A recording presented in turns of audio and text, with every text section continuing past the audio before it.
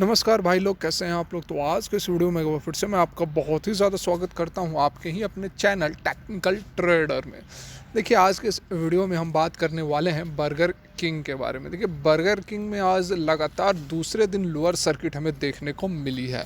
इस वीडियो के माध्यम से हम समझने वाले हैं कि आखिर यह गिरावट या लोअर सर्किट कब तक रहेगी, किस लेवल से आपको रिवर्सल देखने को मिलेगा, और यदि आप इसमें एंट्री लेना चाहते हैं तो किस लेवल पर आपके लिए एंट्री लेना सेफ रहेगा, और यदि पहले से अब इसमें आप फंस गए हैं तो अब आपके पास क्या ऑप्शंस बचते हैं।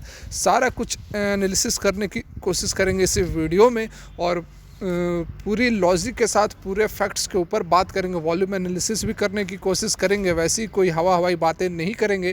तो यदि वीडियो अच्छी लगे तो लाइक करके हमें इनकरेज करें, ताकि और भी अच्छी वीडियोस आप लोग के लिए बना सके। लेटेस्ट और जेन्युइन इन्फॉर्मेशन पाने के लिए चैनल को भी सब्सक्राइब कर ले और बेल आइकन को भी हिट करें। तो चलिए सीधे खबर पर चलते हैं।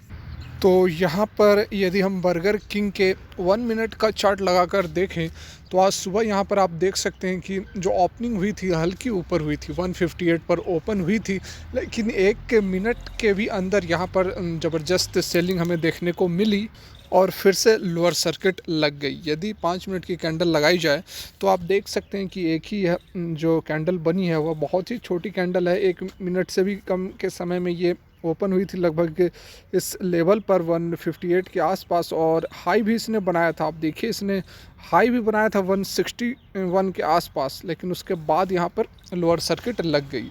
तो देखिए, यहाँ से थोड़ा हमें ये आप कह सकते हैं कि अच्छी बात यह देखने को मिल रही है कि जैसे खुलते ही लोअर सर्किट में फ्रीज नहीं हुई है, बहुत कम समय के लिए, सही 1 मिनट के लिए ही, लेकिन यहाँ पर थोड़ी बाइंग भी हमें देखने को मिली है।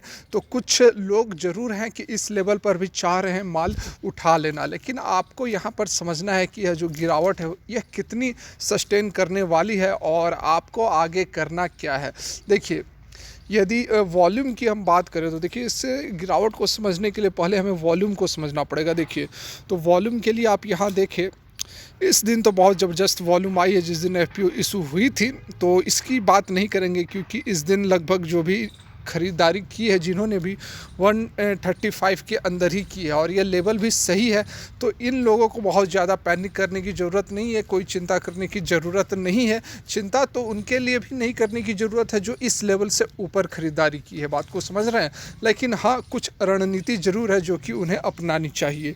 यहाँ पर देखिए, यदि हम दूसरे दिन के कैंडल की बात करें तो यहाँ आप देख सकते हैं कि जो दूसरे दिन की कैंडल है उसमें लगभग वॉल्यूम उठाई गई है 61 मिलियन के आसपास, और इस दिन भी अपर सर्किट लगी है और तीसरे दिन भी अपर सर्किट लगी है। तो तीसरे दिन की जो वॉल्यूम है 21 मिलियन, तो वो अगले दिन न्यूट्रलाइज हो चुकी है, क्योंकि अगले दिन जो सेलिंग आई है लगभग सेम वॉल्यूम्स की सेलिंग आई है। और इस दिन वाले वॉल्यूम्स की भी चिंता नहीं करनी है, क्योंकि ये जो लेवल्स है 136 के अंदर जिन्होंने भी बाई की हुई है उनके लिए बहुत ज़्यादा चिंता करने की ज़रूरत नहीं है, क्योंकि ये जो लेवल है वह आप कह सकते हैं कि नियर टू सेफ लेवल आप इसे कह सकते हैं।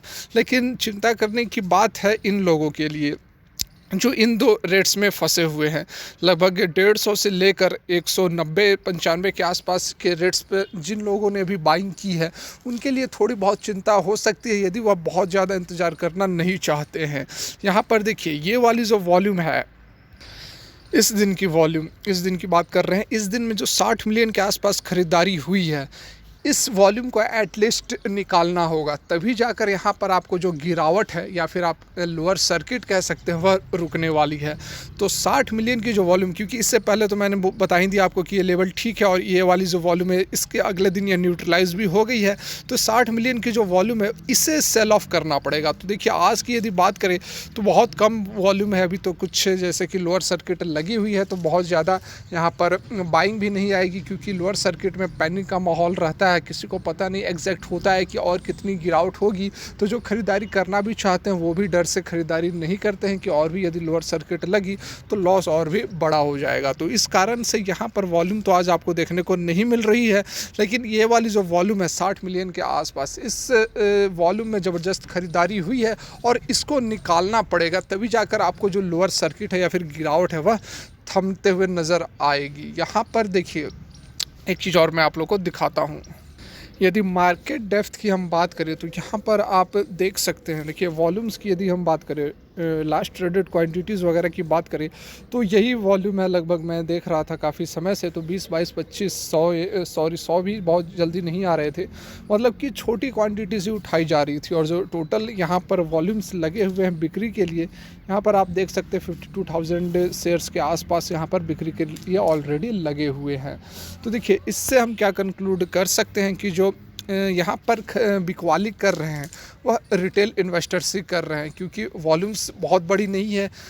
तो इससे आप कंक्लूड क्या कर सकते हैं कि देखिए जो गिरावट है, जो लोअर सर्किट है, वह तभी रुकेगी जब बहुत कोई बड़ा प्लेयर्स नीचे के लेवल्स मतलब कि जिस लेवल पर एट प्रेजेंट चल रही है उस लेवल से यदि कोई बड़ा प्लेयर माल उठाता है, तब जाकर आपको या तो जो लोअर सर्किट है या फिर गिरावट है वह उसमें रुकावट आएगी, या फिर जिस लेवल्स पर, जैसा कि मैंने 60 मिलियंस के अभी वॉल्यूम्स की बात की, उस लेवल 130 से लेकर 190 180 90 के आसपास जिन लोगों ने भी माल खरीदा है वो सारे अपने माल को बेचकर निकल जाएं, लॉस बुक करके निकल जाएं, तब जाकर आपको यहाँ पर लोअर सर्किट या फिर गिरावट जो है वह थमते हुए नज़र आएगी। तो इन दोनों ऑप्शंस में से जो पहला ऑप्शन है, मतलब कि कोई बड़ा प्लेयर्स जो है वह यदि माल खरीदना स्टार्ट करता है तो उसकी जो प्रोबेबिलिटी है वह बहुत ही कम है, क्योंकि जो बड़े खिलाड़ी हैं, जो बड़े प्लेयर्स हैं, वो ऑलरेडी ऊपर के लेवल्स पर प्रॉफिट बुक करके निकल गए हैं। इसी के कारण आपको परसों के डेट में अचानक से 2 बजे के बाद, दो कल शायद कल ही लगी है ना, हाँ कल ही लगी है सॉरी, तो जो कल के डेट में आपको जो 2 बजे के आसपास जो भारी बिकवाली देखने को मिली, जो सडन अपर सर्किट से जो लोअर सर्किट आपने देखा, उसका कारण यही है कि जो बड़े प्लेयर्स ने माल डंप करना शुरू किया, प्रॉफिट बुकिंग की, जिसके कारण कि अचानक से लोअर सर्किट लगी है। तो यहाँ पर फिर से जो बड़े प्लेयर्स हैं वो इस लेवल पर बाइंग तो नहीं करेंगे, क्योंकि उनके पास और भी अच्छे मौके हैं माल उठाने के लिए। उन्होंने ऑलरेडी 130 140 120 के लेवल्स पर माल उठाया था। मैंने आप लोगों को कल भी बताया था कि लगभग 2.5 मिलियन 3 मिलियन के वॉल्यूम्स के आसपास 115 125 30 के आसपास बड़े प्लेयर्स ने माल उठाया हुआ है। तो इस लेवल पर 150 160 के लेवल पर तो वो तो बाइंग नहीं करेंगे। तो ये प्रोबेबिलिटी तो बहुत कम है कि कोई बड़ा प्लेयर्स आकर बाइंग करेगा, तो यहाँ लोअर सर्किट रुकेगी। प्रोबेबिलिटी यही है कि कुछ यहाँ पर जो माल खरीदा हुआ है रिटेल इन्वेस्टर्स ने, वो थोड़ा बहुत यहाँ पर जब माल अपना बेचेंगे तब जाकर अचानक से यहाँ पर देखिए लोअर सर्किट, वैसी बात नहीं है कि अचानक से आपको हमेशा यहाँ पर लोअर सर्किट ही देखने को मिलेगी। लोअर सर्किट टूटेगी, फिर ट्रेडिंग होगी, कुछ समय तक फिर लोअर सर्किट लगेगी। इस तरह का आपको आगे आने वाले समय में देखने को मिलेगा। तो अब बात कर लेते हैं कि यह गिरावट और कितनी रह सकती है। तो देखिए मुझे जहाँ तक लगता है कि यह गिरावट अभी और कुछ दिन आपको देखने को मिलेगी। लोअर सर्किट टूट सकती है, उसमें आपको ट्रेडिंग होगी, फिर गिरावट रहेगी उस तरह से 7% 8% 6% के आसपास गिरावट फिर बन सकती है। तो ओवरऑल यहाँ पर 115 से 120 के आसपास तक यह जो स्टॉक है वह करेक्ट हो सकता है, क्योंकि यह भी जो लेवल है 115 120 का, यह भी काफ़ी बढ़िया लेवल है। यहाँ पर आप देखें जो पहले दिन लिस्टिंग हुई थी 114 पर और क्लोजिंग हुई थी 134 पर, तो ये वाली जो लेवल 115 से 120 के आसपास ऑलरेडी 60 से यह 100% आपको रिटर्न दे रही है। प्रीमियम की बात कर रहे हैं यदि की जाए तो यह भी जो रिटर्न्स है वह काफ़ी अच्छे हैं, काफ़ी बढ़िया लेवल है ये।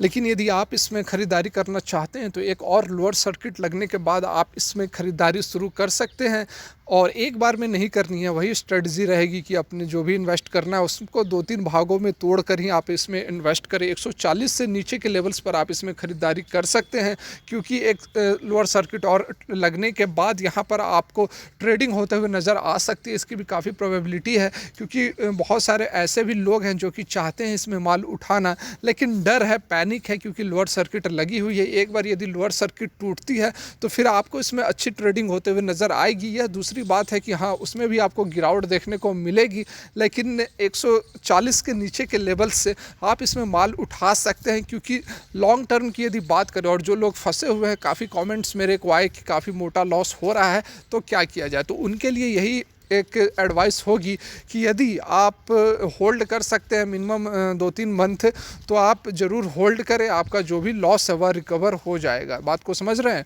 और यदि जो नए इसमें एंट्री लेना चाहते हैं उनके लिए लेवल्स मैंने बता ही दिया। काउंटर बहुत बुरा कुछ नहीं है, बस यहाँ पर प्रॉफिट बुकिंग ज़बरदस्त चल रही है। थोड़ा बहुत मैनिपुलेट भी किया गया इसमें रिटेल इन्वेस्टर्स को, क्योंकि इतनी तेज़ी की उम्मीद नहीं थी। मैंने आप लोग को जो पहले भी वीडियो बनाई थी जिसमें कि मैंने आप लोग को कहा था कि हाँ, उम्मीद ज़रूर थी कि 100% लिस्टिंग गेन आपको मिल सकती है और कुछ यहाँ से और भी तेज़ी देखने को मिल सकती है, लेकिन इतनी अधिक 200 यदि बात की जाए 213-14 के आसपास का जो 60 के बेस प्राइस जो थी, इसकी प्राइस बैंड 60 से 214 का, इतनी बड़ी एक्सपेक्टेशन नहीं थी और यहीं पर रिटेल इन्वेस्टर्स को मैनिपुलेट किया गया। तेज़ी के चक्कर में इतनी ज़बरदस्त तेज़ी की गई कि जो रिटेल इन्वेस्टर्स थे ऊपर के लेवल्स में फंसे और उसके बाद जब माल को डंप किया गया तो फिर मौका नहीं मिला रिटेल इन्वेस्टर्स को निकलने का। इसी तरह की आप फ्यूचर रिटेल में भी आप समझ सकते हैं कि फ्यूचर रिटेल में भी सेम यही कहानी हुई है। तो मैं हमेशा बोलता हूं कि जहां पर आपको बहुत भीड़ हो वहां से आपको दूर रहना है। ये सब स्ट्रेटजी होती है ऑपरेटर की रिटेल इन्वेस्टर्स को फंसाने की। तो आपको आगे से ध्यान रखना है कि बहुत ज़्यादा जहां हर कोई बाइंग कर रहा है, हर कोई बाइंग कर रहा है, आपको वहां थोड़ा वेट करना है। तो देखिए, वीडियो यहीं तक अच्छी लगी तो लाइक ज़रूर करें, चैनल को सब्सक्राइब करें, बेल आइकन को भी हिट करें। वीडियो देखने के लिए बहुत बहुत धन्यवाद। भगवान करे आपका दिन मंगलमय हो।